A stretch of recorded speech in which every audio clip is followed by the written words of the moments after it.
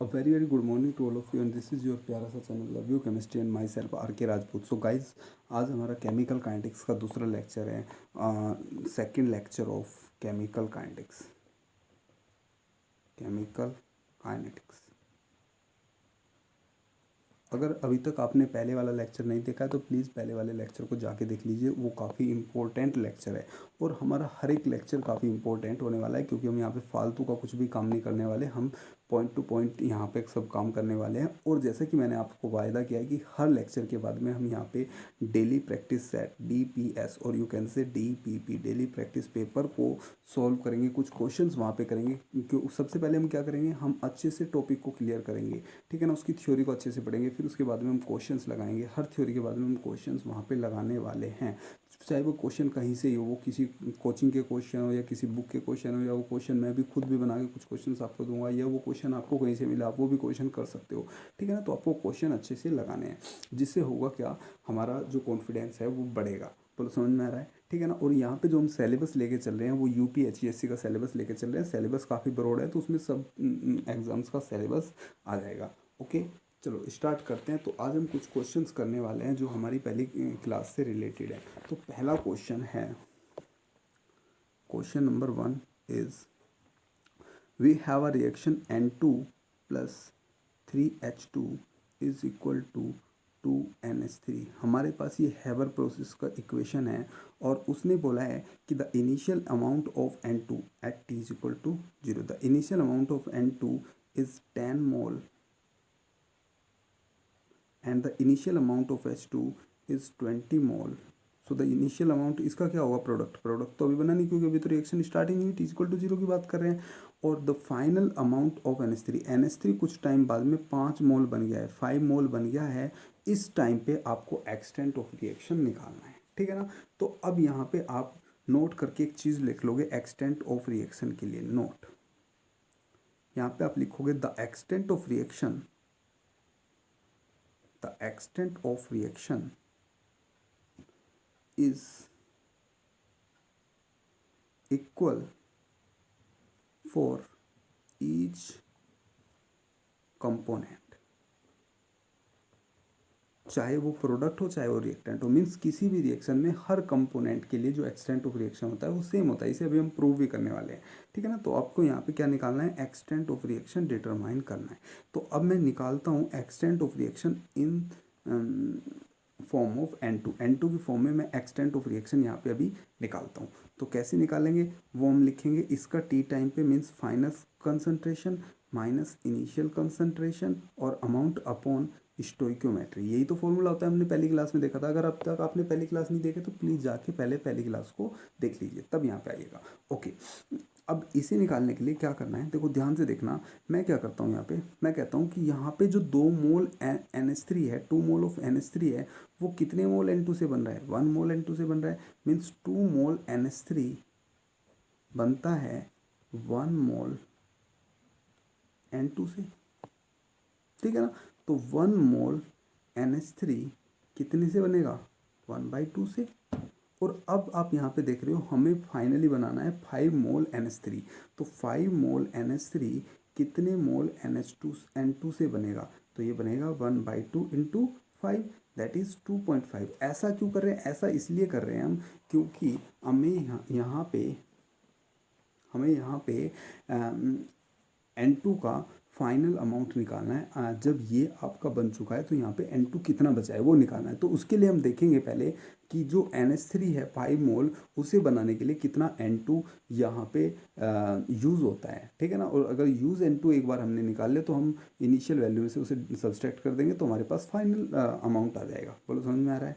तो यहाँ पे 2.5 मोल ऑफ N2 यूज़ होता है 5 मोल NH3 को बनाने के लिए। बोलो समझ में आ रहा है, ठीक है ना। तो 2.5 अगर यूज़ होता है तो फाइन जो आपका लेफ्ट अमाउंट होगा, लेफ्ट अमाउंट ऑफ N2 का जो लेफ्ट अमाउंट होगा यानी कि जो बचा हुआ अमाउंट होगा वो कितना होगा, वो होगा initial amount 10 mole minus 2.5 that will B 7.5 mole of N2। इतना N2 बचेगा आफ्टर टाइम T। बोलो यहाँ तक समझ में आ रहा है, कोई डाउट, ठीक है ना। अगर यहाँ तक समझ में आया तो बहुत अच्छी सी बात है। अब हम इससे आगे चलते हैं। तो हमारे पास एन टी की वैल्यू आ गई N2 के लिए। अब हम इस फॉर्मूले में उठा के रखते हैं जो हमारा फॉर्मूला है एक्सटेंट ऑफ रिएक्शन के लिए। तो extent of N2 is equal to final amount कितना है 7.5 मोल माइनस इनिशियल अमाउंट कितना था N2 का 10 mole upon stoichiometry of N2। N2 की स्टोइकोमेट्री कितनी होगी -1। सो 7.5 माइनस 10 दैट विल बी -2.5। ठीक है ना, क्या होगा -2.5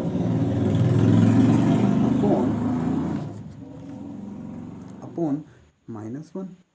सो माइनस से माइनस कैंसिल हो जाएगा, that will B 2.5 means extent of reaction in form of N2 is 2.5। Now अब मैं निकाल लेता हूँ extent of reaction in terms of H2 की टर्म्स में।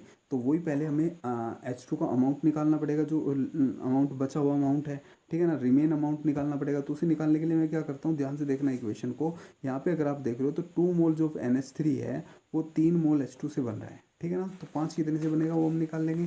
तो हम यहाँ पे कहते हैं 2 मोल NH3 बनता है 3 मोल H2 से, ठीक है ना। तो 1 कितने से बनेगा 3/2 मोल ऑफ H2 से। तो 5 कितने से बनेगा 3/2 into 5 that will B 7.5 mole of H2 means 7.5 mole of H2 use होंगे 5 मोल NH3 बनाने के लिए। तो यहाँ पे आपका जो रिमेनिंग अमाउंट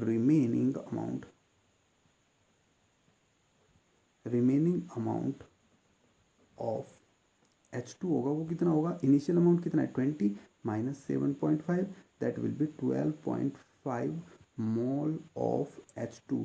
12.5 H2 जो मोल ऑफ H2 होंगे वो आपके यहाँ पे रिमेनिंग अमाउंट होगा। Means this is the value of NT। So the extent in form of H2 is equal to remaining amount is 12.5 minus initial amount is 20 upon stoichiometry for H2 के लिए stoichiometry कितनी है यहाँ पे -3, क्योंकि reactant है इसलिए माइनस आएगा और 3 वहाँ पे कोफिशिएंट है, तो -3 दैट विल बी 7.5 -7.5 12.5 में से जब ऐसे घटाएंगे -7.5 upon -3 that will B 3 2 6 and 3 5 15 that will B 2.5। So you can see the extent of reaction in form of H2 is also 2.5. Now we can find extent of reaction in form of NH3. So the final amount of NH3 यहाँ पे आप देख सकते हो NH3 का initial amount कितना है 0, final amount कितना है 5 मोल। तो आप यहीं पे सीधा कर सकते हो, that is 5 minus 0 upon stoichiometry कितनी है इसकी 2, तो 2 से आप डिवाइड कर दोगे, +2 होगी 2 से डिवाइड कर दोगे। So that will B 2.5/2 that is 2.5 means extent of reaction जब आपने N2 की फॉर्म में निकाला तो भी 2.5 आया, H2 की फॉर्म में निकाला तो भी 2.5 आया, NH3 की फॉर्म में निकाला तो भी 2.5 आया। मीन्स जो एक्सटेंट ऑफ रिएक्शन होता है वो पूरी रिएक्शन का एक ही एक्सटेंट ऑफ रिएक्शन होता है। रिएक्शन में extent of reaction her species के लिए अलग अलग नहीं होता। बोलो समझ में आया, ठीक है ना। काफ़ी इंपॉर्टेंट क्वेश्चन था और इसके साथ हमने एक स्टेटमेंट भी किया। बोलो समझ में आ रहा है। चलो नेक्स्ट क्वेश्चन देखते हैं। क्वेश्चन क्या है जी, क्वेश्चन है यहाँ पे एक रिएक्शन दी हुई है 2A + 3B गिव्स 3Z। ये आपको एक इक्वेशन दी है, ठीक है ना। और इसमें बोला है कि अगर ए की इनिशियल जो आपका रेट ऑफ कंजप्शन होगा, रेट ऑफ कंजप्शन ऑफ ए का रेट ऑफ कंजप्शन, और आप कह सकते हो द डिकम्पोजिशन रेट ऑफ ए का डिकम्पोजिशन रेट क्या होगा -dA/dt इज इक्वल टू वो इस दिया हुआ है, और वो दिया हुआ है 3.36 × 10⁻⁴ mole per litre per second, ठीक है ना। ये आपको इसका क्या दिया हुआ है, rate of decay of A, ठीक है ना। और इसने पूछा है rate of decomposition of B का डिकम्पोजिशन का रेट यानी कि rate of decay of B बताओ and rate of formation of Z बताओ, ठीक है ना।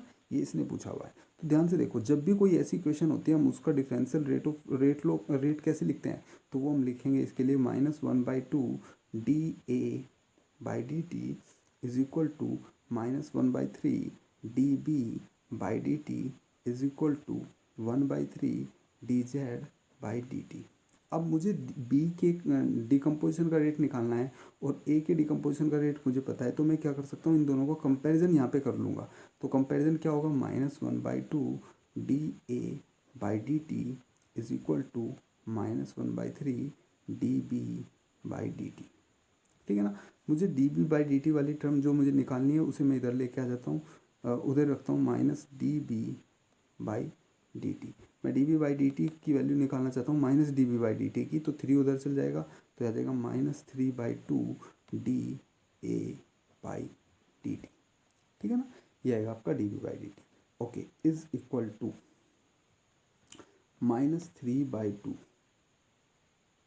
आप इसे लिख सकते हो 3/2 into minus D A by D T, ऐसे लिख सकते हो, is equal to 3/2 minus D A by D T की वैल्यू आपको दी हुई है 3.36 इंटू 10⁻⁴। सो दिस विल 2 1 जा 2 1 2 2 2 2 6 जा 12 एंड 2 8 जा 16।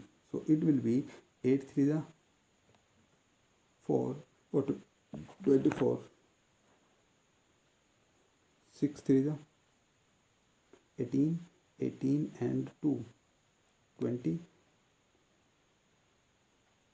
so this is 5 and this is 5.04 into 10⁻⁴। so this is the rate of decomposition of B के decomposition का रेट हमने निकाल लिया, ये आएगा। बोलो समझ में आ रहा है। अब मुझे अगर rate of formation of Z निकालना है तो हम इसके और इसके और इसके इसका इसके साथ या इसका इसके साथ कोई सा भी रिलेशन ले सकते हैं। तो हम यही वाला ले लेते हैं, -1/2 D A by D T is equal to 1/3 D Z by D T. और मुझे निकालना है यहाँ से D Z by D T, तो 3 को इधर ले जाएंगे, that will be -3/2 D A by D T, that will be -3/2 D A by D T, sorry minus का वैल्यू होगा into 3.36 into 10⁻⁴, that will be again 5.04 into 10⁻⁴। सो ये आ जाएगा इसका rate of formation of Z. बोलो समझ में आ रहा है। ऐसा क्वेश्चन भी आपको, ऐसे क्वेश्चन आप 12th क्लास से करते हुए आ रहे हैं, फिर भी हम क्वेश्चन देख लेते हैं, बहुत ही सिंपल क्वेश्चन था। बोलो समझ में आ रहा है। नेक्स्ट क्वेश्चन देख लेते हैं, question number 3। What is the question number 3? Question number 3 is for a reaction, एक रिएक्शन दी हुई है, रिएक्शन है 2x3 to 3x2, the rate of formation of x2, x2 का रेट ऑफ फॉर्मेशन पूछा इसने, यानी कि इसने पूछा dx2 बाई डी टी, ये वैल्यू इसने पूछी है।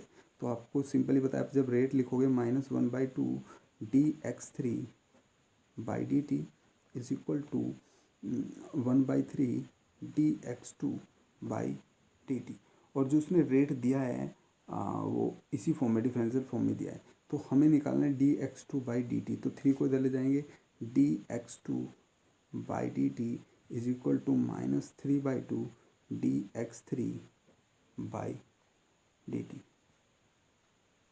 ठीक है ना, यही ऑप्शन है, और ये आपका क्वेश्चन आया हुआ है गेट 2008 में। बड़ा समझ में आ रहा है। क्वेश्चन काफ़ी सिंपल है। क्वेश्चन अब आपको सिंपल ही लगने वाले हैं, ठीक है ना, क्योंकि हमने कंसेप्ट बहुत ही अच्छे से पढ़ा हुआ है। कंसेप्ट अगर आप अच्छे से पढ़ोगे तो क्वेश्चन लग जाएंगे, कोई दिक्कत नहीं। Next question, 2a plus B is equal to 3z। If the rate of consumption of A के कंजप्शन का rate minus D A by D T is given 2 into 10⁻⁴ mole per litre per second, the rate of formation of Z के formation का, Z के formation का rate पूछा है इसने, D Z by D T, ये उसने पूछा है। तो चलो सिंपल है, यहाँ पे देख लेते हैं हम इसे। तो जब हम यहाँ से रेट लिखेंगे -1/2 D A by D T is equal to minus D B by D T is equal to 1/3 D Z by D T, कुछ ऐसे होगा। अब मुझे निकालना क्या है, ये निकालना है ये वाला, तो मैं इसका और इसका कंपैरिजन कर देता हूँ, क्योंकि इसकी वैल्यू दी है और इसकी मुझे निकालनी है। तो D Z by D T is equal to आ जाएगा, 3 को इधर ले जाएंगे, -3/2 D A by D T, ये आएगा -3/2 D A by D T is what, So minus d by dt is given. So 3 by 2 into 2 into 10 to the power minus 4. So this will be 3 into 10 to the power minus 4. So this is the rate of reaction. बोलो समझ में आ रहा है? Rate of formation of that. बोलो समझ में आ रहा है? कोई डाउट? नेक्स्ट क्वेश्चन देख लेते हैं. नेक्स्ट क्वेश्चन एक स्टेटमेंट वाले क्वेश्चन का एक पार्ट है, उसे हम एज अ क्वेश्चन ही देख लेते हैं. ठीक है ना. उसमें उसने क्या बोला है, अगर मैं उस क्वेश्चन को आपको फ्रेम करके दिखाऊं तो क्वेश्चन ये है, अगर आपके पास एक इक्वेशन है CH3CH2, दिस इज योर एसिटिल्डिहाइड, और इसका डिकम्पोजिशन हो रहा है CH4 प्लस CO, ये आपके पास रिएक्शन है. बोलो समझ में. The rate of reaction in terms of pressure is, और उसने कहा है कि in the rate of reaction in terms of pressure is given by, क्या ये ठीक है या गलत है, ये इसने पूछा है. 1/RT dpCH3CHO upon dt. उसने पूछा है क्या रेट ऑफ रिएक्शन, इस इक्वेशन का क्या रेट ऑफ रिएक्शन यही होगा in case of in form of pressure, ये होगा या नहीं होगा, वो उसने पूछा है. बोलो समझ में आ रहा है? ठीक है ना. तो चलो अगर मैं इसके लिए लिखूँ तो यहाँ पे लिखूँगा dCH3CHO by dt is equal to dCH4 by dt is equal to dCO by dt. ठीक है ना. ये और प्रेशर की फॉर्म में लिखा है तो हम यहाँ पे कंसंट्रेशन की जगह यहाँ पे प्रेशर लिख देंगे.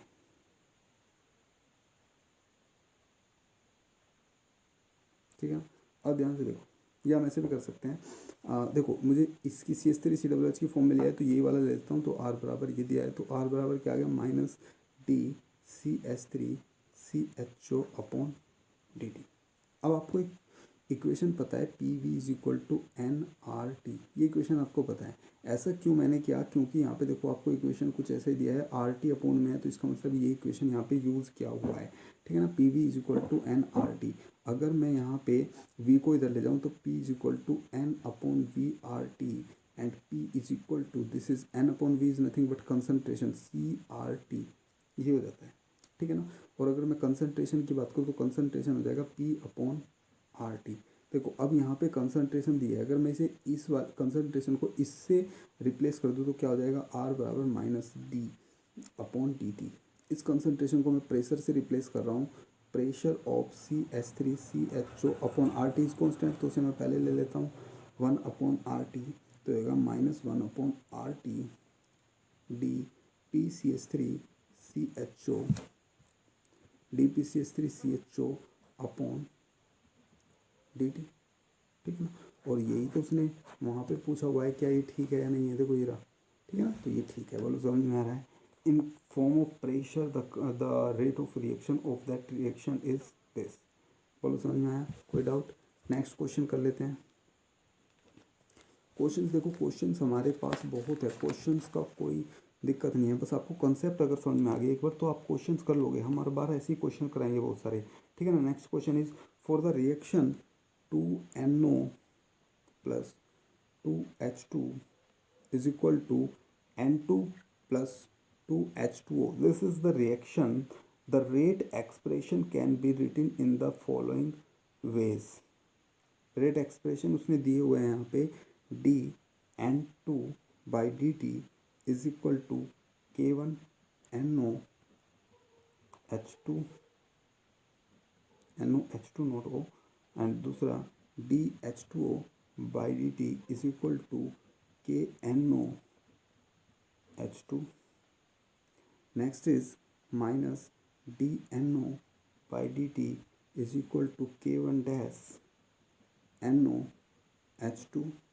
Next is minus dH2 by dt is equal to K1 double dash NOH2. ये क्वेश्चन भी आपका गेट का ही है. ठीक है ना. अब उसने पूछा कि K1 dash and K1 double dash इनमें रिलेशन क्या होगा. तो उसने कहा मेरे पास ये इक्वेशन है और उसका रेट कुछ इस टाइप से यहाँ इसने डिफाइन किया है.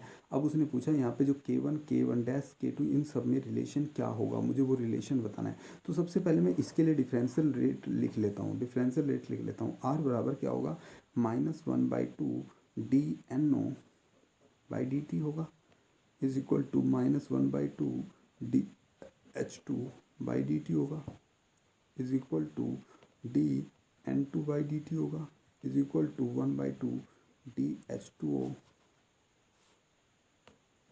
बाई डी टी होगा। इस टाइप से होगा, कोई डाउट यहाँ तक नहीं ना। चलो अब मैं क्या करता हूँ, यहाँ पे वैल्यूज़ उठा के रख देता हूँ जो उसने दी है, ठीक है ना। उसने पहली वैल्यू दी D N two by D H D T, D N two by D T इसकी वैल्यू दी है, दूसरी एच टू ओ वाले की वैल्यू भी दी है, और आपकी एन ओ वाले की वैल्यू भी दी है, और एच टू वाले की। पहले एन ओ वाले की वैल्यू उठा के रख देता हूँ यहाँ पे, ये minus D N O by D T की है, माइनस भी इसके साथ है, तो 1/2 K one dash N O H two, ठीक है ना, ये होगा इज इक्वल टू। अब एच टू वाले की भी माइनस के साथ दी हुई है, तो ये आ जाएगा 1/2 K one double dash N O H two, बोलो समझ में आ रहा है, is equal to D N two वाले की भी उसने दी है, ये यहाँ पे K one N O H two, not H two is equal to, ध्यान से देखना, अब उसने एच टू वाले की दी है, ये रही एच टू वाले की, ये रही, ठीक है ना। सो दिस विल बी 1/2 के एन ओ एच टू, ये सब उसने दिया। अब मुझे तो रिलेशन निकालना है इन सब में, ठीक है ना। तो रिलेशन निकालने के लिए क्या करता हूँ,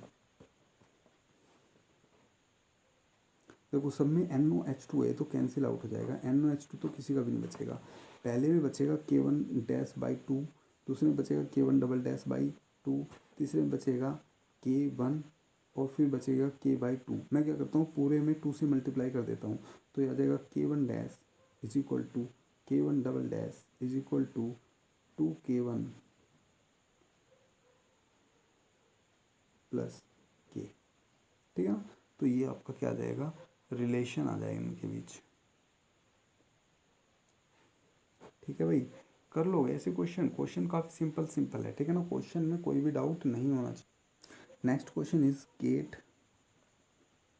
2013, और क्वेश्चन क्या है, गेट 2013 का क्वेश्चन है। क्वेश्चन क्या है, for a reaction of the type X is equal to Y, X Y दे रहा है, और यहाँ पे रेट कांस्टेंट k1 है, यहाँ पे रेट कांस्टेंट k2 है। The correct rate expression is, correct rate expression पूछा है X naught and X corresponds to the concentration of X at time t equal to 0 and t, ठीक है ना, ये सब पूछा है। अब देखो ध्यान से, उसने इसकी कंसंट्रेशन एक्स नोट दी है at time t equal to 0 and at time t इसकी कंसंट्रेशन को उसने x लिखा है खाली, ठीक है ना, ये लिखा है। अब उसने क्या पूछा है, उसने पूछा है minus D X upon D T की value, minus D X upon D T की वैल्यू। तो देखो अगर ऐसा इक्वेशन हो तो आप इसे खोल के लिख लो, बहुत ही सिंपल हो जाएगा। एक्स से वाई है और दूसरी इक्वेशन आप लिख लो वाई से एक्स, यहाँ पे k1 है, यहाँ पे k2 है। यहाँ पे देखो अगर आप इसके रेट लो लिखोगे minus D X by D T, ये हो जाएगा D Y by D T is equal to K one X, ये हो जाएगा minus D Y by D T is equal to D X by D T is equal to K two Y, कुछ ऐसे होगा, बोलो जी। अब उसमें minus D X by D T पूछा है, तो इसमें से minus D X by D T की वैल्यू क्या होगी, के वन एक्स, और यहाँ से minus D X by D T की वैल्यू क्या होगी, माइनस के टू वाई। ये होता है आपका D X by D T, minus D X by D T. ये आया समझ में, कोई डाउट। अब वहाँ पे जो आंसर दिए हुए हैं वो आंसर बस एक्स और एक्स नोट की फॉर्म में पूछा है उसने जो आंसर पूछा है एक्स और एक्स नोट की फॉर्म में पूछा है, वाई में कोई भी आंसर आपका नहीं आना चाहिए। अब ध्यान से देखो, अगर मैं यहाँ पे आपको एक चीज़ बताऊँ, मैंने यहाँ पे कहा ये इनिशियल अमाउंट है, ये फाइनल अमाउंट है, और वाई का फाइनल अमाउंट वाई मान लिया, ठीक है ना। तो यहाँ पे क्या होगा, ध्यान से सुनो, ये तो इनिशियली जीरो बनेगा, ये एक्स नोट होगा, जब ये वाई बना तो ये मान लिया ये एक्स हो गया, ठीक है ना। तो यहाँ पे अगर मैं कुछ ऐसा कह दूँ X naught is equal to X plus Y, तो आपको कोई ऐतराज नहीं होना चाहिए, क्योंकि इन दोनों के सम के इक्वली तो होगा, क्योंकि इसमें से वाई निकला है तभी तभी तो ये बनाए हैं, तो इसमें से ही निकले हैं दोनों, तो इन दोनों को ऐड करेंगे तो ये आ जाएगा, ऐसे होगा। तो अगर मैं यहाँ से वाई की वैल्यू देखूँ तो क्या आ जाएगा, एक्स नोट माइनस एक्स, और इसे उठा के पुट कर देता हूँ इसमें, तो K one X minus K two X naught minus X naught minus x,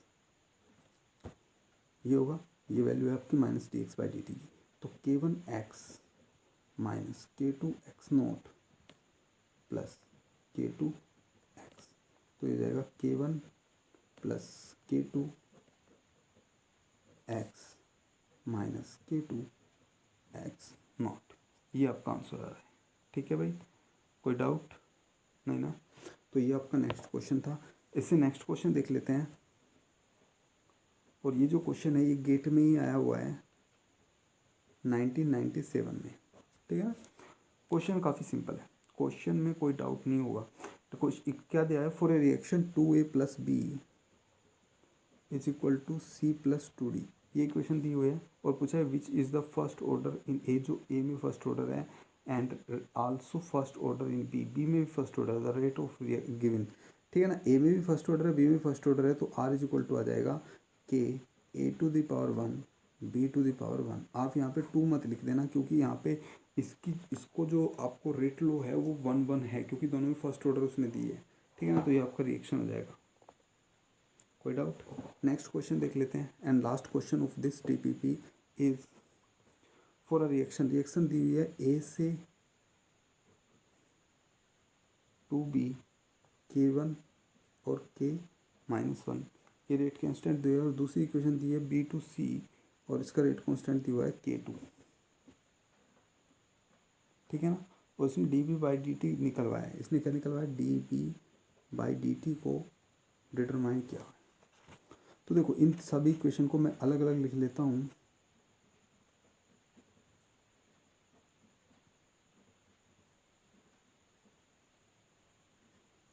तो इसे हम लिखेंगे minus D A by D T is equal to 1/2 dB by D T is equal to K1A।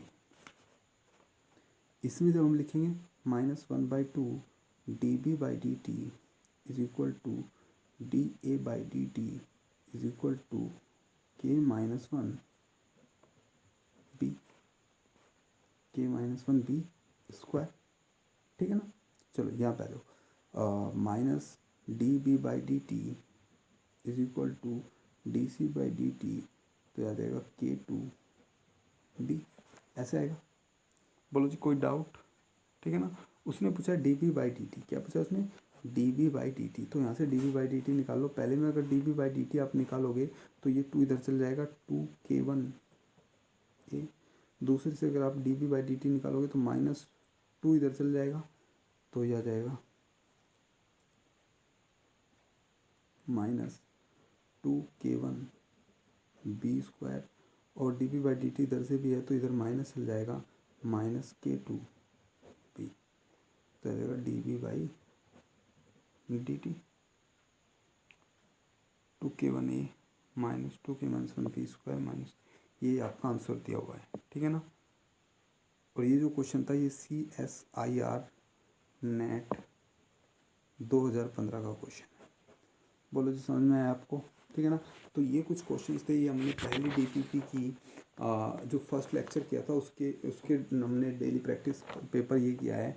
I hope आपको ये समझ में आया होगा। अब हम क्या करेंगे, कल नेक्स्ट लेक्चर लेके आएंगे और उस लेक्चर में हम आगे पढ़ते हैं। बोलो आई होप आप लोगों को समझ में आ रहा होगा। अगर किसी को अभी कुछ डाउट है तो प्लीज़ वो कमेंट करके पूछ सकता है। ठीक है ना? और अगर जो यहाँ पे नया आया है वो प्लीज़ चैनल को सब्सक्राइब कर ले और बेल आइकन को प्रेस कर ले, जिससे आपको आने वाले सभी नोटिफिकेशन मिले। और प्लीज़ चैनल को ज़्यादा से ज़्यादा सब्सक्राइब और शेयर करो और लाइक करो। ठीक है? Okay, thank you, be happy and stay safe, bye bye.